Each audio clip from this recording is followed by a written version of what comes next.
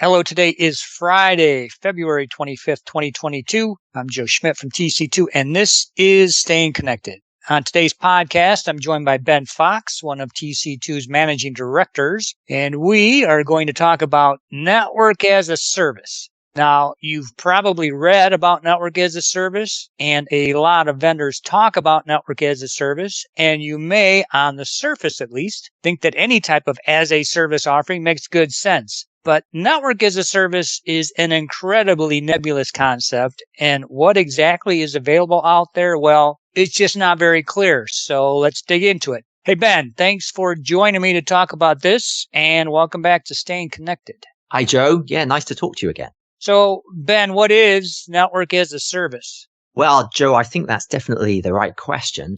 I can't say I have a clear answer. I think a lot of the time, the term network as a service, or NaaS, gets used to encompass a wide range of commercial and technical aspirations, really, rather than actual discrete vendor service offerings. And I suppose that's true of as a service in general. Everybody wants everything to be as a service. And so vendors kind of jump on that and they append the words as a service to whatever product they happen to sell. And so, of course, in the case of global telecoms providers, that results in network as a service. The other thing I think that happens is when talking about NaaS, the providers, they mention lots of other exciting technologies, like software-defined networking, like virtualization. They seem to constantly mention cloud in the same breath. And they always refer to financial concepts such as converting CapEx to OpEx, which everybody seems to think is good. But often, really, there's very little meat on the bone at all. Okay, so perhaps instead, what do you think network as a service should be? Okay, yeah, that's a good approach. Let's talk about that in terms of the kind of things that I think customers associate with the term as a service. So I think there are a few attributes. Firstly, buying technology as a utility, so being able to turn it on and off and increase and decrease the capacity or the power or the bandwidth, what have you, and add, remove capabilities and features all at will.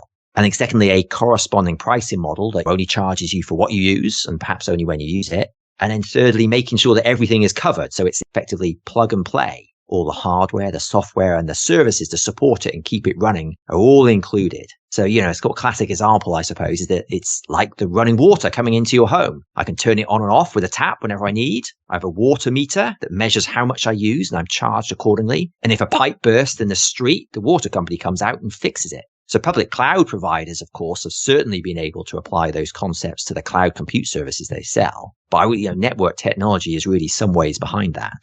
Yeah, I agree with that. A lot of those concepts are difficult to apply to network technology. I think there are a lot of fixed costs that are specific to individual customers. They can't really be baked into a variable cost, though I have seen companies try. Hey, going back to that water company analogy, your water company might deliver you water, but it doesn't provide you with a shower. Well, yes, that's very true. So I think that begs the question of what exactly the vendors are selling when they start talking about NaaS. I think in reality, there's very much a willingness from vendors to create kind of pseudo as a service deals for networking and indeed other areas of IT as well, but they're really not quite the same as the water company example. And actually, perhaps it's worth taking a bit of a brief tangent and talking about a different area of IT, which is further along that IT as a service road, the network, and that's actually PCs. So the PC manufacturers have been talking about PC as a service or device as a service, as some of them call it, for quite a while. And on the face of it, providing PCs on an as a service basis does seem a bit more straightforward than network as a service. So PC as a service is marketed as a proposition that bundles the PC hardware and various associated management services and helps customers move from purchasing PCs periodically, perhaps on quite a haphazard cycle, to an ongoing program of predetermined PC lifecycle refresh. So in effect, you should get a PC that is aligned to your job function. You should get the support you need to use a PC effectively. It gets repaired or it gets replaced when it breaks. And when it gets old, you automatically get a new, better PC, and all for a single monthly fee. At least that's the concept. But also, that's where the model diverges from a true utility like the water supply example. You can't just stop using the PC and send it back. You're kind of on the hook for that monthly fee because it's still essentially underwritten by a lease, even if that lease is somewhat hidden from you. So you can't simply upgrade or downgrade a PC to a different model halfway through that lease, at least without incurring significant additional charges. More than likely for a big company, all the PCs end up on different lease terms. They won't be coterminous. That definitely illustrates some of the challenges with as a service in IT. A big problem is that in many parts of IT, it is simply still an asset and it's capital intensive. Yes, absolutely. And also, of course, the assets are different for everyone. All utilities really are very capital intensive, of course, but they are delivering largely the same services to everyone. So it's easy to spread the cost over all customers. The water company example is where the water company, they only deliver a single type of water and everyone needs that single type of water. So it's easy to price on a utility basis. But as you point out, we buy our own showers and baths and heating systems to use the water with. We don't expect those things to be provided by the water company, not least because different people want different types of showers and different types of baths, and those different types cost more or less money. So if we take that into a network as a service, for network as a service in general, any customer premises equipment is going to be treated like the PC as a service example.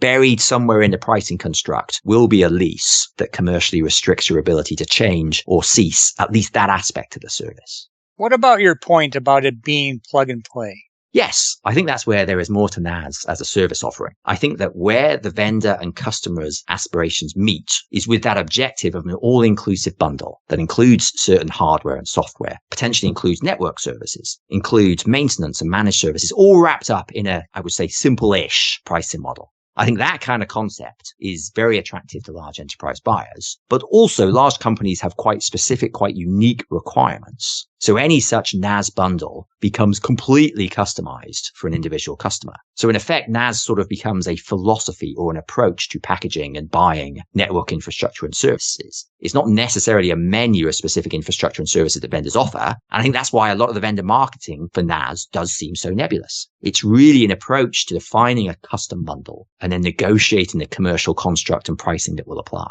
But it's still not that pure as a service utility pricing model, right? No, not for all the reasons we've discussed. And of course, I suppose in reality, even my water company charges me a standing monthly charge, regardless of how much water I use. And the cloud providers, they have different pricing for completely elastic compute services versus reserved instances. So NaaS pricing and commercial constructs, they would need to be very carefully custom crafted and negotiated to provide some degree of flexibility to modify the service and the technology provided, but with an understanding that there are going to be constraints due to that underlying liability for the equipment that's purchased and provided exclusively for just one customer. But also I would say there should be a lot more flexibility for anything that is delivered remotely. So such as a managed services wrapper, which, within reason, I think can scale up or down much more easily. And I think, Joe, what will be most interesting to watch in the NaaS space is the degree to which over time, the increase in virtualized network devices and technologies and the shift from vendors like Cisco from charging for hardware to charging for software subscriptions, all of that should mean that the cost of networking does start to shift more of the underlying cost from purchasing fixed assets to purchasing kind of elastically priced virtualized technologies and software and services. And I think that's what is needed to move network as a service closer to a truer as a service model like cloud computing services.